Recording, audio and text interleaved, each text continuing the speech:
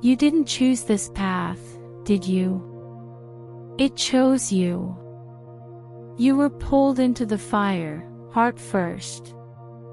A flame so ancient, so familiar, you couldn't tell if it was love or destiny, or if those two had ever been separate. The moment your soul recognized his, it was as if lifetimes flooded into this one breathless encounter.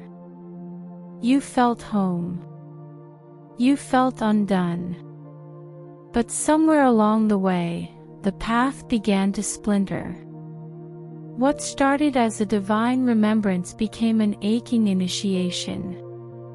And you, beloved feminine, began to wonder why it hurts you this much, why the separation cuts so deep, why surrender feels like death and rebirth all in the same day. Let me hold your heart for a moment. I'm here to tell you the truth that no one else dared to name. The twin flame journey hits the feminine harder, not because she is weak, but because she is the vessel of transformation itself. She is the sacred womb through which divine union is reborn. And this, dear one, is not a gentle task. So come closer. Let me take you into the quiet chambers of your own soul. Here are the 5 soul-crushing reasons your path feels like a storm no one else can see, and why your pain is holy, even when it feels unbearable. Number 1. She awakens first, and she waits in the void. From the moment your soul brushed against his in this lifetime, it was as if a forgotten truth was jolted awake inside your heart. A knowing you couldn't explain. A recognition that went beyond logic, beyond memory, beyond time itself. It wasn't just that you met someone. It was that something eternal reignited within you. A soul memory. A promise made in the stars. That moment didn't just stir butterflies, it shook you open. You began to see the world differently. Synchronicities flooded your path. Your intuition sharpened. Dreams turned prophetic. The universe whispered his name in 1,000 subtle ways. You weren't just falling in love, you were being pulled into sacred alignment. But he didn't awaken with you. Not fully. Not yet. And that is the first ache, isn't it? To feel so much, to know so much, and have no mirror reflecting it back. You looked into his eyes and saw lifetimes. He looked into yours and turned away. Not out of cruelty, but because his soul was not yet ready to remember what yours could not forget. So you enter the void. That strange, hollow place between love's awakening and its return. A place where time feels suspended and nothing feels certain. You question your own sanity. You wonder if it was all in your head. You grieve a loss that hasn't yet been named. But here's the sacred truth. You are not waiting for him, you are waiting within yourself. The feminine does not wait like a beggar at a closed door. She waits like a priestess before a sacred fire. She waits not to be chosen, but to choose herself again and again in the stillness. She waits to be transformed. This waiting is a baptism. A holy undoing. And it is through this emptiness that your soul becomes a chalice for divine love, not the kind that clings, but the kind that radiates. The kind that heals. The kind that remembers without needing to be remembered in return. Because you, beloved, were not meant to chase. You were meant to become. And so you wait, not because you are weak, but because you are already home. Number 2. She feels everything, even what isn't hers. There are days, aren't there, when the emotions come like a storm with no warning. You wake up with a weight in your chest, and you don't know why. Your tears fall without a name, your breath shortens, and your heart aches in places you didn't even know existed. The pain feels ancient and yet freshly alive. And you whisper to yourself, "What is happening to me?" But deep down, you already know. This isn't just your sadness. This isn't just your fear. You are feeling his too. The feminine and the twin flame bond is the empathic vessel, open, porous, and deeply attuned to the invisible. Your soul was made to feel deeply. But with your twin, it becomes something otherworldly. His energy floods your field like smoke through a keyhole. Even across oceans, across silence, across time, you feel him. His despair when he doubts himself. His frustration when he tries to resist the pull toward you.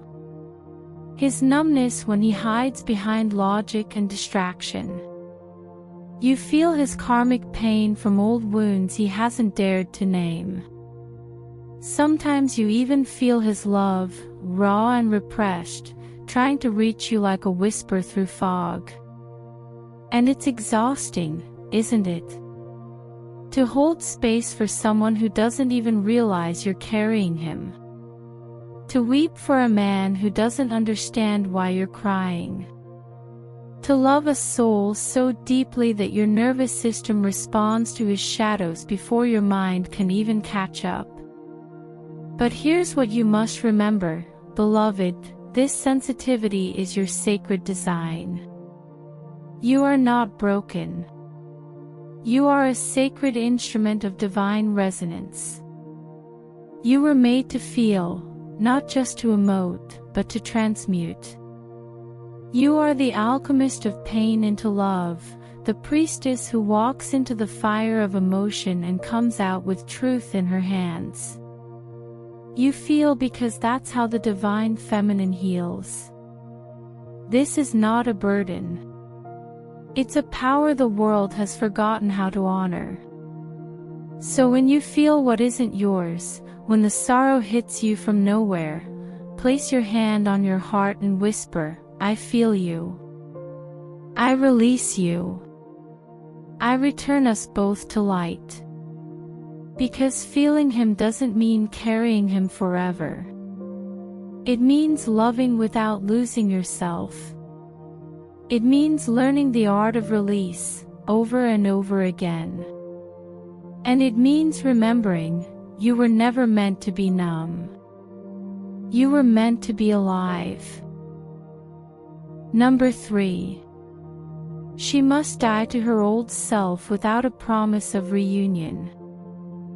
There is a moment on this journey when everything in you screams to hold on, to the dreams, the signs, the connection, the hope of reunion.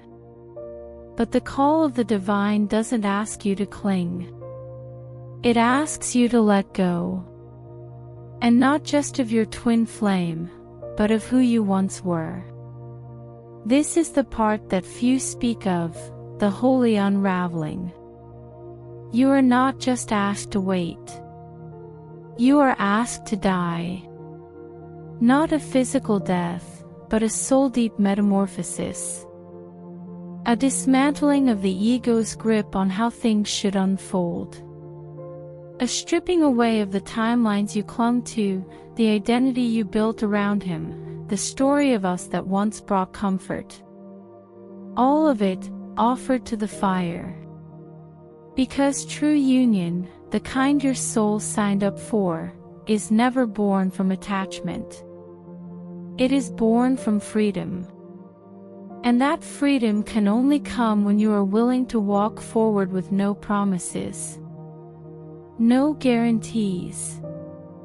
No map. Just faith. Just love. Just you. And that is the most terrifying act of devotion. You're not walking away from him. You're walking into yourself.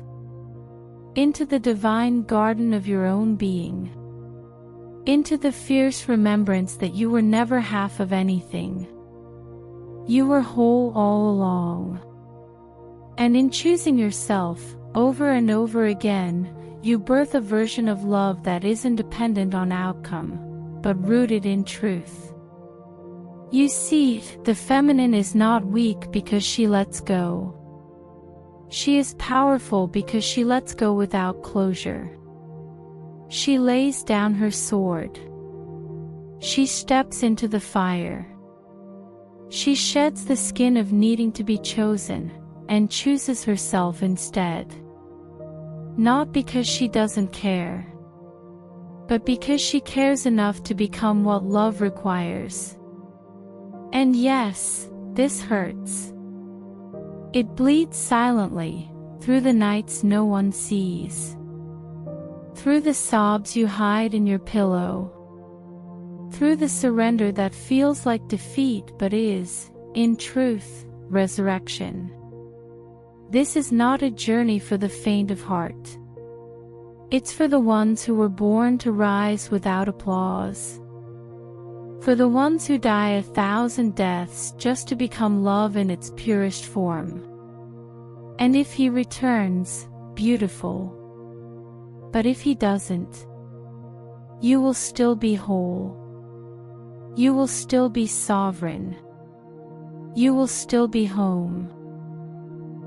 Number 4. She is blamed for feeling too much, wanting too much, loving too much. There is a quiet pain in your story that rarely gets spoken aloud, the pain of being misunderstood. Not just by him, but by the world.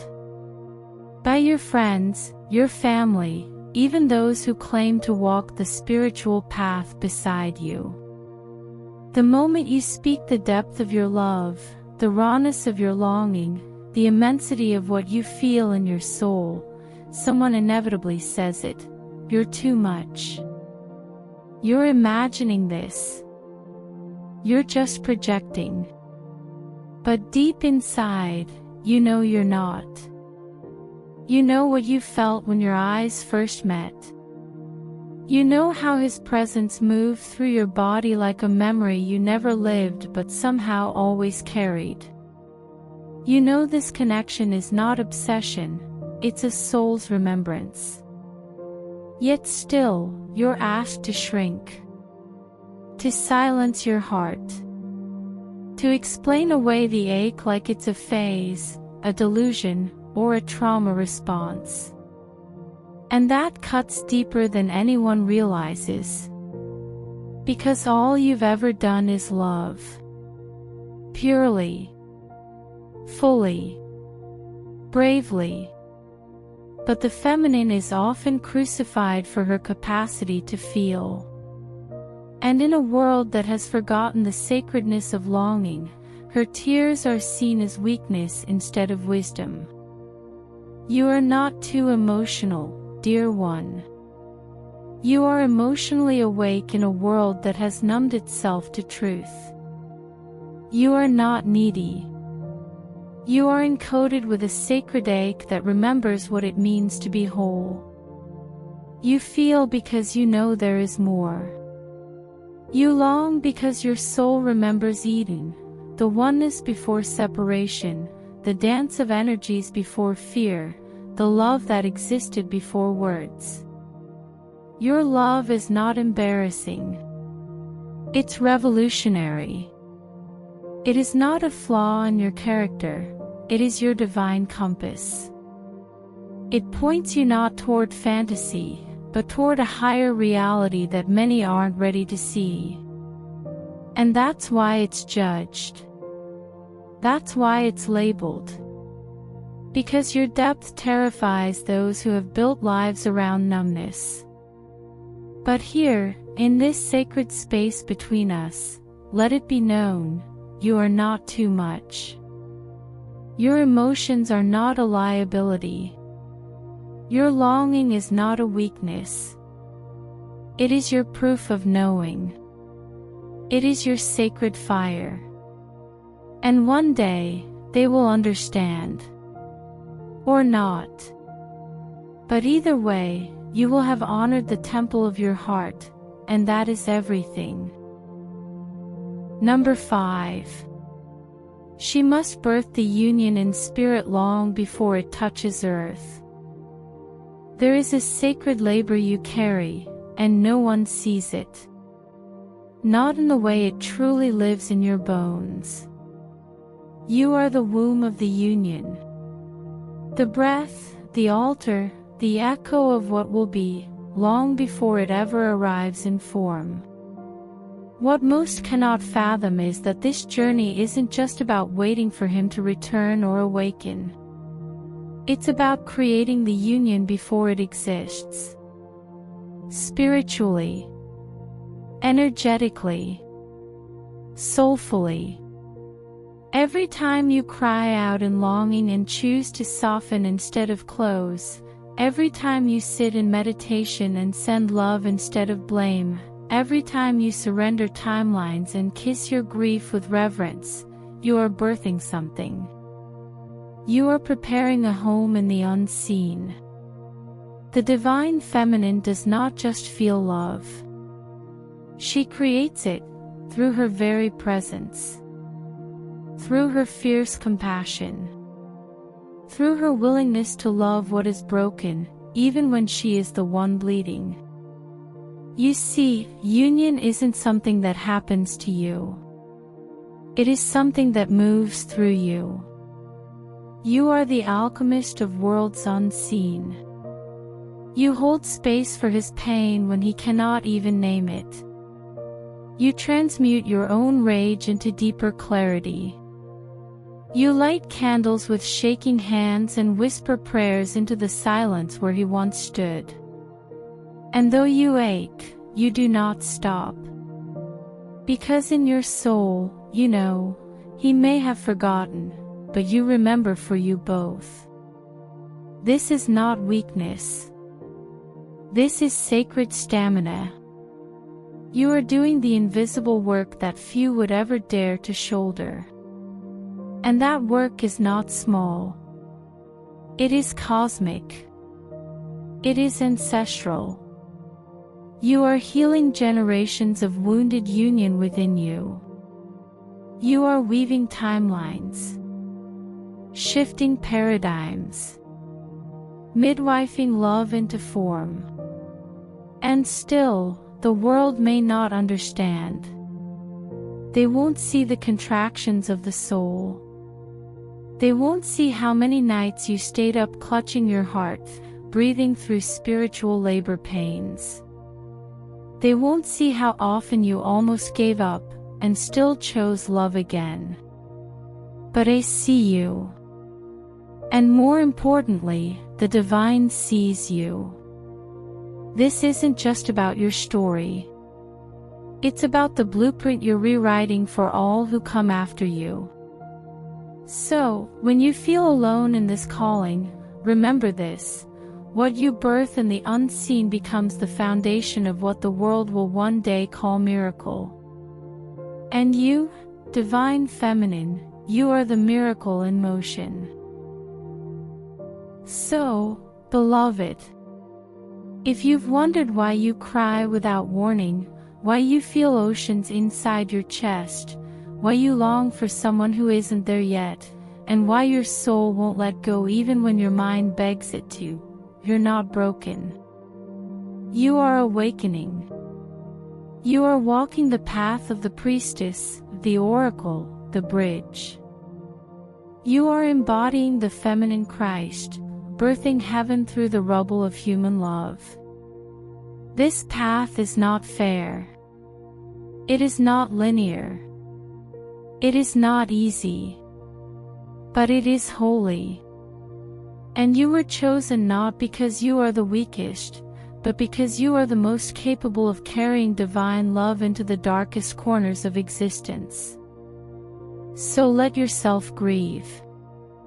Let yourself ache. Let yourself feel it all. But never forget, you are not alone.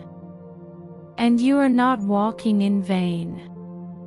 The day will come when your sacred labor blooms into reunion, or something even more divine than you can yet imagine. Until then, your heart is the altar. Your tears are the offering. And your love is the miracle. Stay with it, sacred feminine. You are the flame he will remember when all else fades.